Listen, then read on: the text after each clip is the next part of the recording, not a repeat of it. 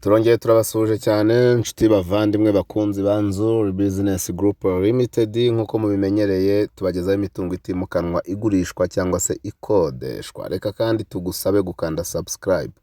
Kanda subscribe wowe utarabikora kugira ngo ujye ubona imari zose tugenda tubagezaho umunsi ku wundi. Ariko kandi tunababwire ko twimutse tutagikorera ku Muhima kuri ya mahubwo dusigaye turi mu mujyi rwagati mu nyubako ya Centenary House, dukorera muri etage yayo ya kabiri. Yes, nkuko rero muri kubibona ku mashusho, tugiye kubereka inzu nziza cyane y'agatangaza ya cadastre iri mu karere ka Gasabo mu murenge wa Kimironko, haruguru gato cyane ya Kigali Parensi, ahantu heza cyane uba witegeye view ya Kanombe yose. Ni ahantu heza rwose, ni inzu nziza iri mu kibanza kinini, ikibanza gifite ubuso bwa metero kare 710, bivuze ngo harimo ibibanza bibiri birenga. Iyi nzu rero ikaba yubatse mu buryo bugezweho, ifite parking nini, jardin nini, ndetse ubwayo ikagira ibyumba binini cyane, douche na toilette 3, salon, salle à manger ndetse na cuisine. Si ibyo gusa rero kubera ko ifite na annex y'ibyumba 2 na salon na toilette, ikagira n'indi annex y'icyumba na salon na toilette, ikagira n'amanex yandi, toilette yo hanze, igikoni cyo hanze, stock. Ifite ibintu byinshi kandi byiza. Inzu yubakishije itafari rihiye, iri muri quartier nziza cyane.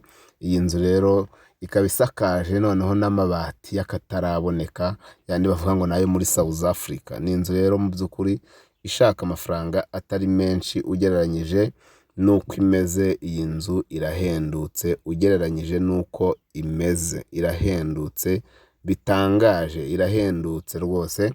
Iyi nzu rero ikaba iri ahantu heza nk'uko nakomeje mbibabwira, ifite parking nini, ifite ikibanza kinini cyane kirimo ibibanza 2 birenga.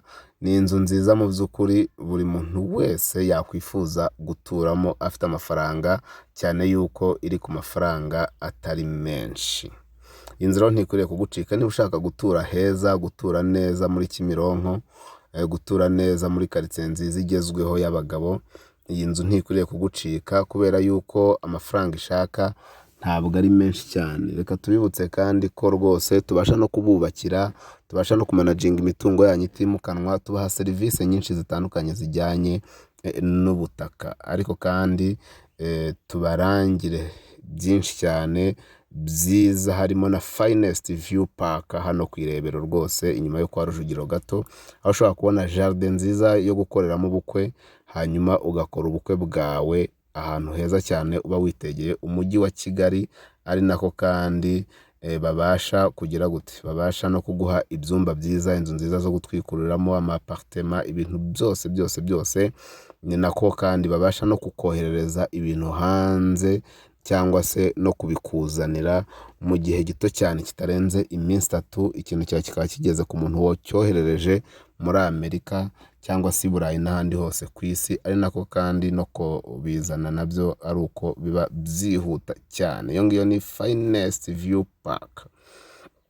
Yes, reka rero tubibutse gukanda subscribe. Mukande subscribe kuri no kugira ngo mujye mubona byinshi. Tubibutse ko twabwiye ko iki kibanza gifite ubuso bwa metero kare 710, hanyuma ikiguzi cy'iyi nzu akaba ari miliyoni 130 ziri negotiable. No kuvuga ngo miliyoni 130 ziganirwaho rwose, mwumvikana. No kuvuga ngo ntabwo ari ihame wowe ngwino uvuga uti ngewe mfitaya niyo nshaka kwishyura.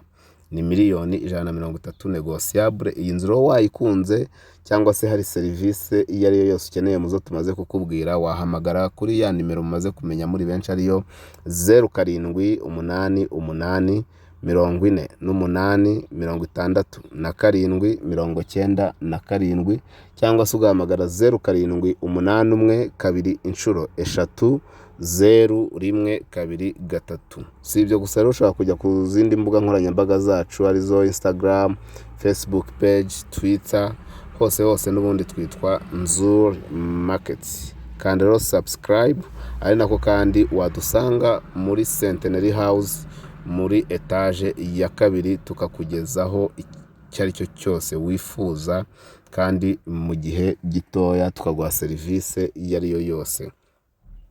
Ni karibu cyane rero iwacu muri NZIZA Business Group Limited. Umukiriya ni umwami ibihe byose. Ni karibu, turabakunda cyane. Ni karibu, tubahaye ikaze muri NZIZA.